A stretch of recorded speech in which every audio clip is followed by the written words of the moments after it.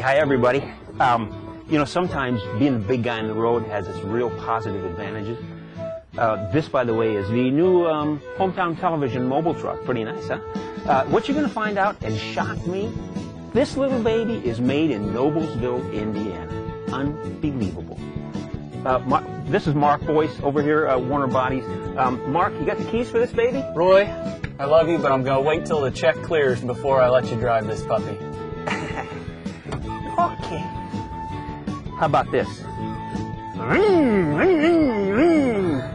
We'll be back with a lot more right after this.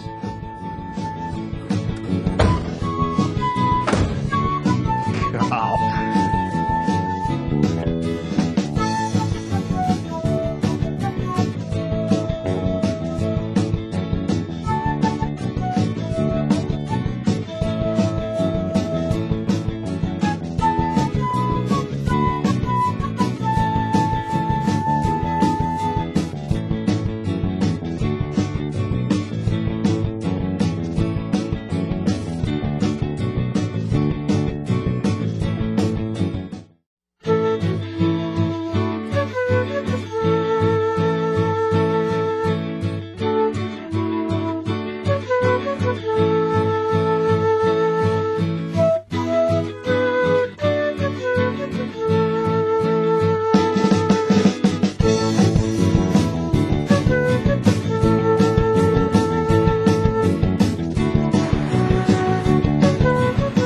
You want to drive one of them up there, Roy?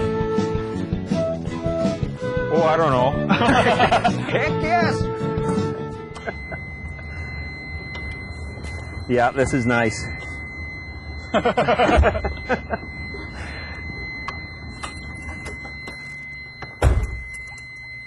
I don't mean to undertalk you, so if you already know how to work an house transmission, then I'll let you give go. me the info. Just fire it up. Then the emergency brake is down there, so you just push it forward. Okay. And then it's a real easy, that's a push button transmission, so just R for reverse and D for drive. Yep.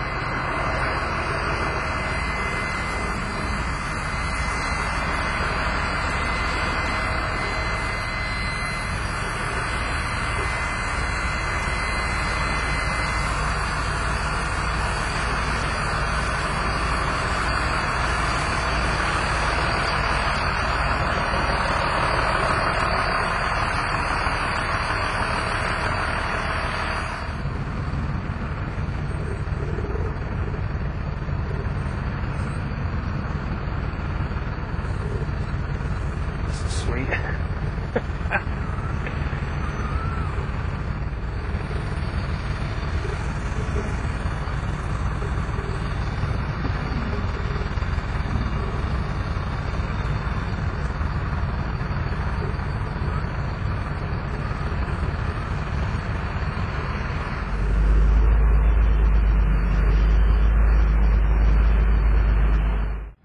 Welcome to this week's show. I'm Roy Johnson. This is Mark Boice, actually the head of Warner Bodies, also Boice Manufacturing. Yes. And this is one of those places, gang, that you drive by all the time and you go, I want to know what they do there. Well, Mark, tell us, because this actually is a good example of what they do here, some of the new trucks. Tell us a little bit about these babies. Well, Warner Bodies now, we have three major product lines. We manufacture utility and service bodies, which many of you have lived around Noblesville know Warner to do. Then we have two other product lines which we've really grown throughout the last few years. The haulers, which we're seeing right behind us. There's a trailer towing hauler right in front, and then we've got the pickup truck behind it, biggest pickup in the world. And then we also are really working on the fire and rescue units for the fire departments across the nation. These things are gorgeous, and I have to reiterate, this is one of those places, people literally drive by all the time, and they really don't know what's going on here. We're on 8th Street, kind of at the south edge of Noblesville right now. We want to find out more about what Warner Bodies and Boice Manufacturing makes, what they do, a little bit about the history. And as a matter of fact, let's start with the history. When and where did this company start, and by whom? It's kind of an interesting story. In 1939, Stout's Shoes was based in Carmel, and they went out to the fields to sell their shoes. And they came to a guy who was here at Warner Bodies by the name of Warner Monroe. and wanted him to try and build them a truck that looked like a shoe for them to sell their shoes from. So he built a truck that looked like a shoe, and that was the start of selling truck bodies to sell things out of, and Warner just grew from there.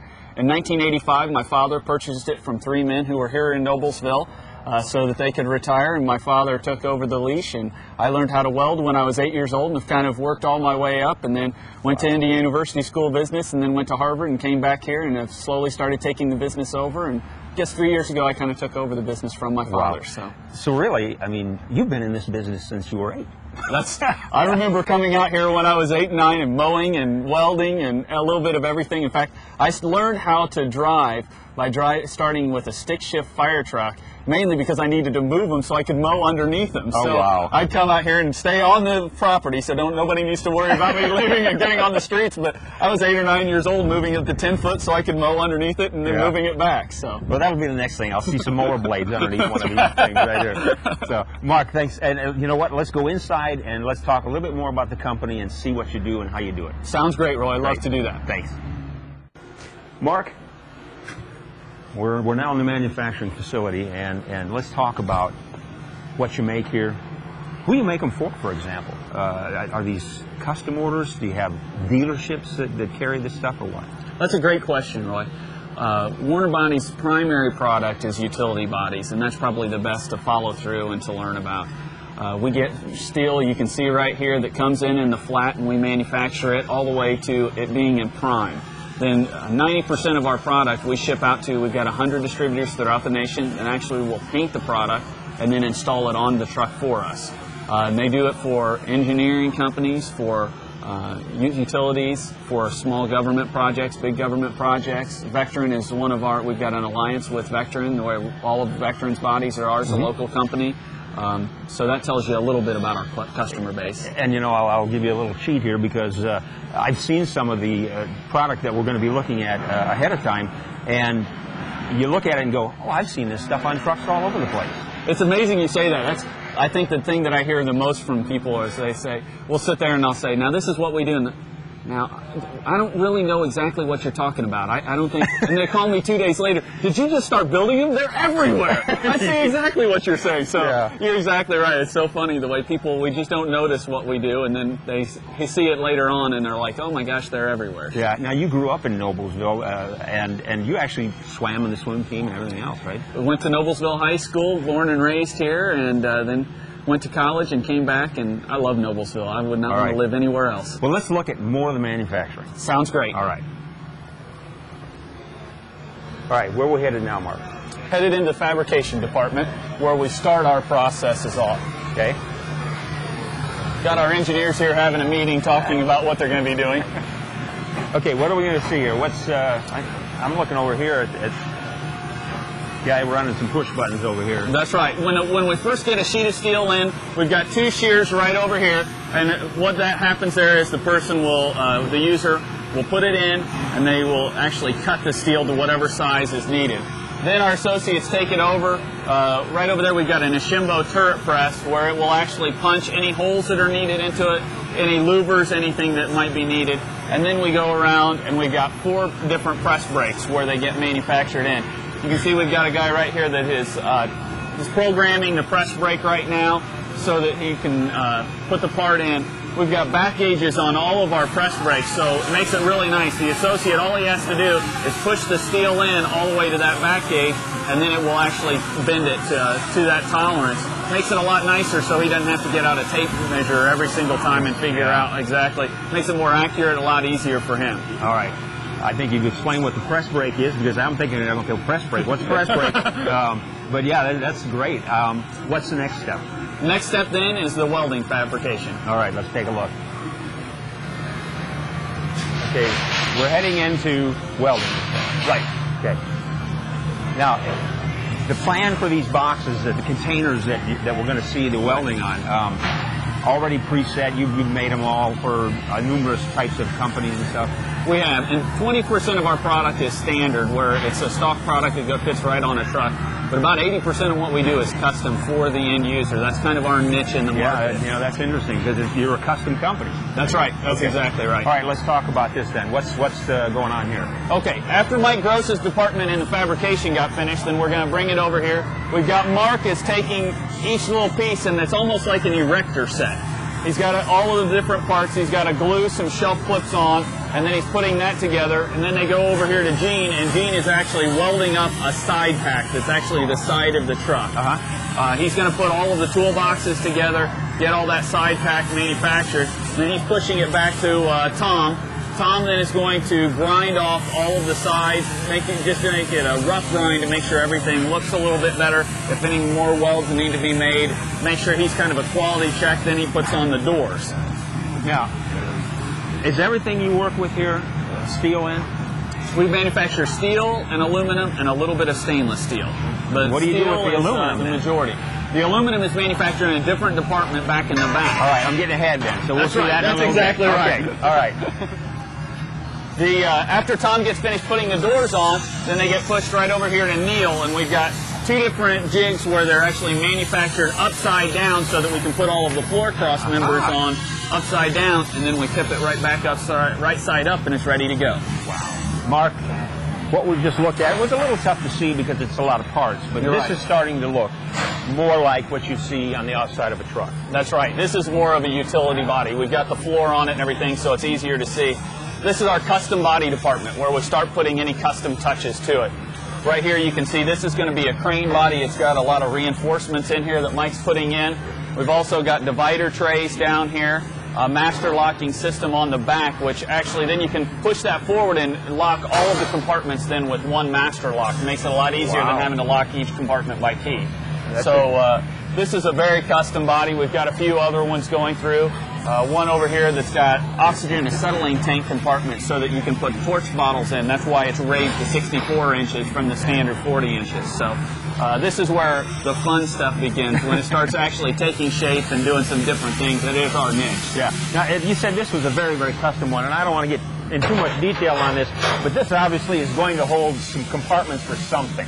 Exactly. They can put any kind of nuts and bolts they want to put in it. These are actually egg crate dividers, so they'll pull out and move around any way you want. You can put them basically any kind you want, any size, make them any shape, anything. Very nice. From this stage, where do we go next? Next is the parts department. Parts is parts. Let's go. We're back. I'm with Mark Boice of Warner Bodies and Boice Manufacturing in Noblesville, and you've been showing us a lot of the things about building these truck bodies, I guess, for lack of a different term.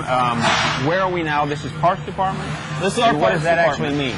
Our parts department is anywhere we make a little smaller parts that go through that don't lend themselves well to an assembly line. You can see over here we've got bumpers being made, tailgates being made, a lot of the door parts are making, drawers, shelves, any kind of small parts that are going to go onto the unit.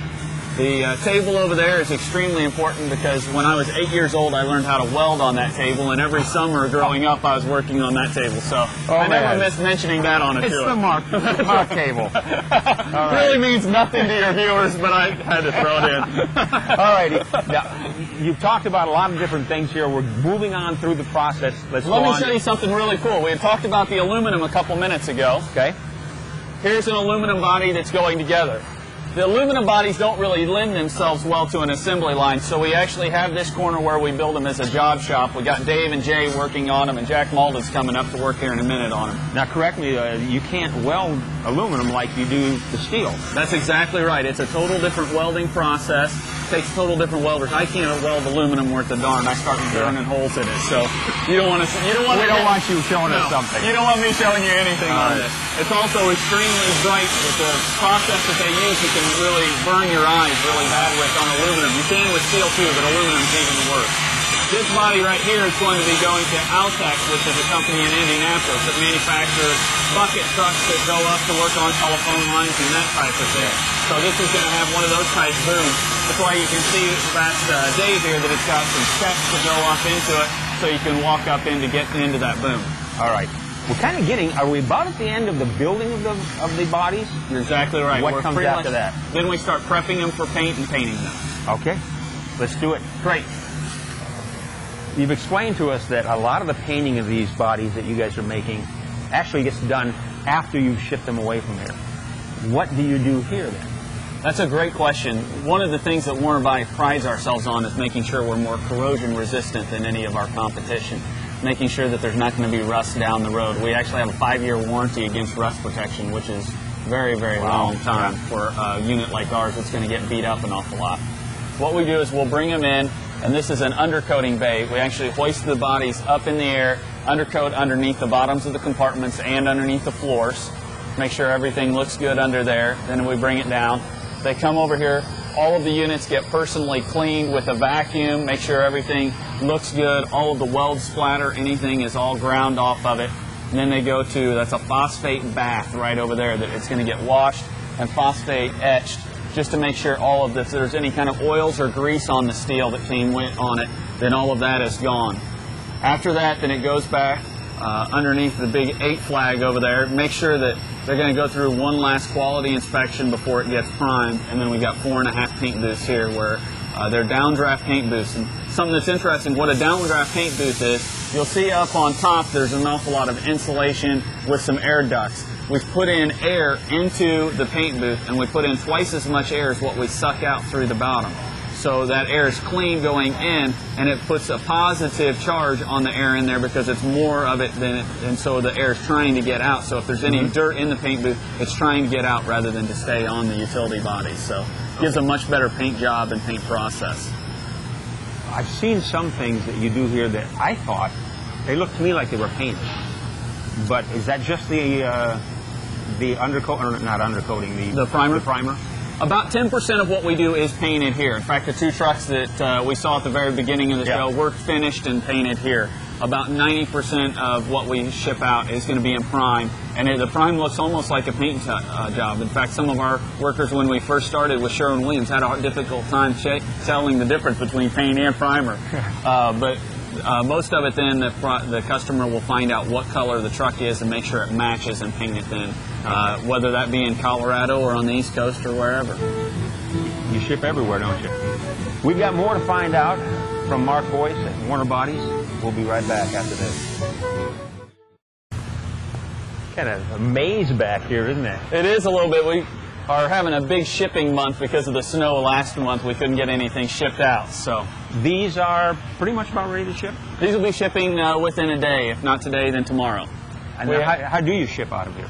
We have our own semi, and we also use 4 different freight companies.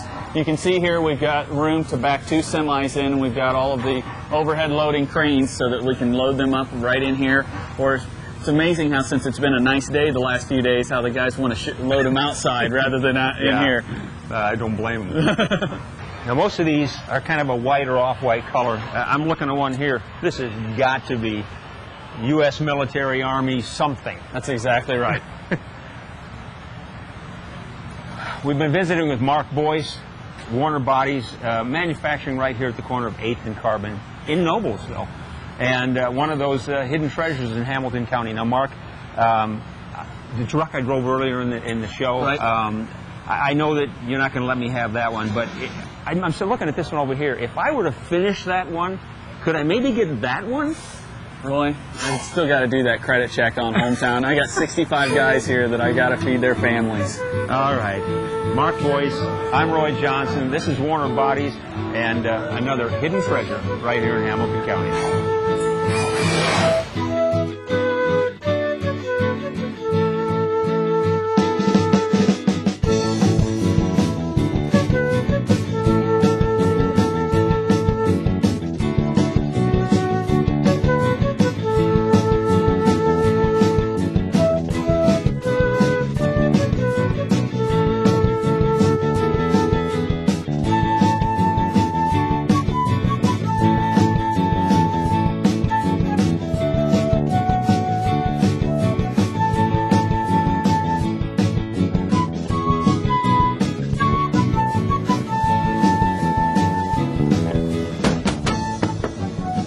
Thing here, it doesn't work. You got to put money in it, Roy. Oh, I thought it was free.